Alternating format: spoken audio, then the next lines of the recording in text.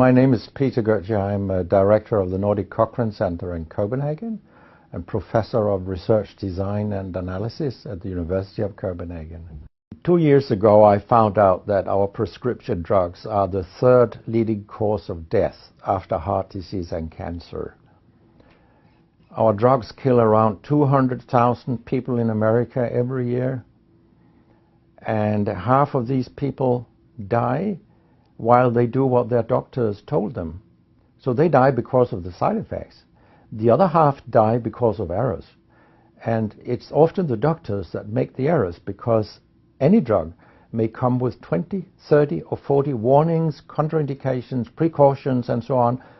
No doctor in the world knows about all this. So they give patients drugs that they should not have given them, that interact dangerously with other drugs or food items or so on. And then the patients die. That's the other half. So the other thing I found out 2 years ago was that much of what the drug industry does fulfills the criteria for organized crime in US law. And they behave in many ways like the mafia does. They corrupt everyone they can corrupt. They have bought every type of person, even including ministers of health in some countries. So there is a huge amount of corruption. In my country, for example, Denmark, we are regarded as having very little corruption. But yet we have thousands of doctors on industry payroll, although we are just 20,000 doctors.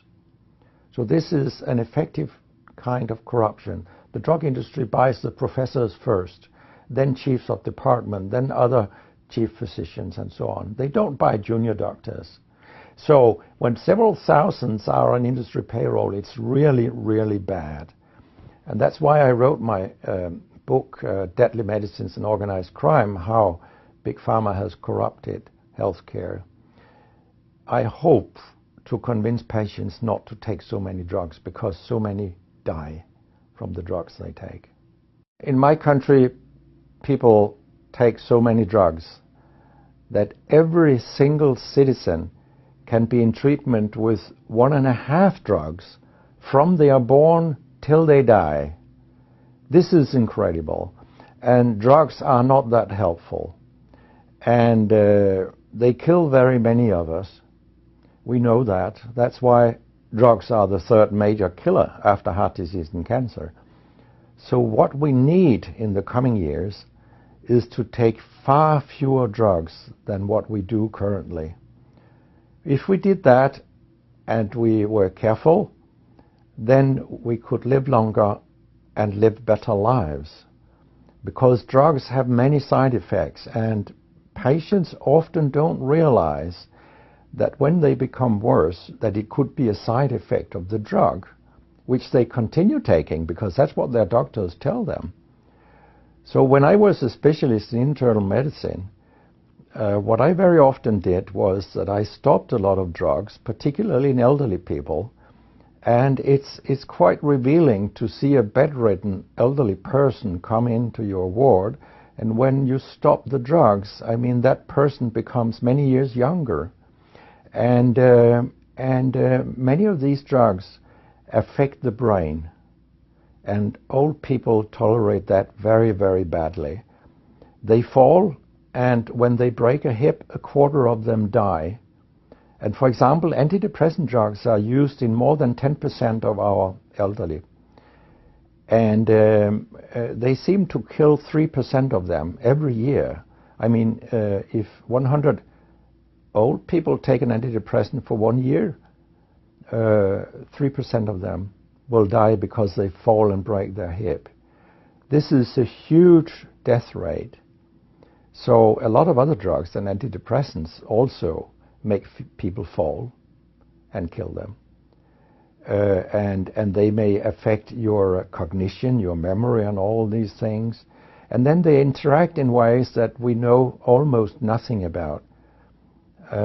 Very many elderly, they take more than 5 drugs a day, and we actually don't know how these drugs interact with each other. What we do know is that all drugs have many effects in the body, and some of them interact also in their metabolism. so that you can get a too high concentration of a drug if you take other drugs simultaneously. So we make a lot of harms that we don't even recognize. I have a pretty colorful collection of things people have called me during all these years. And sometimes journalists have asked me, why do you always look up controversy? And my reply is, I don't. Controversy looks me up. Because it's not popular to tell the truth in healthcare. You will get a lot of enemies, because a lot of people make money on false premises, doctors and industry alike. And our drug regulators and our politicians, they are on board on this wagon. So very few people are independent of money in healthcare. And of course,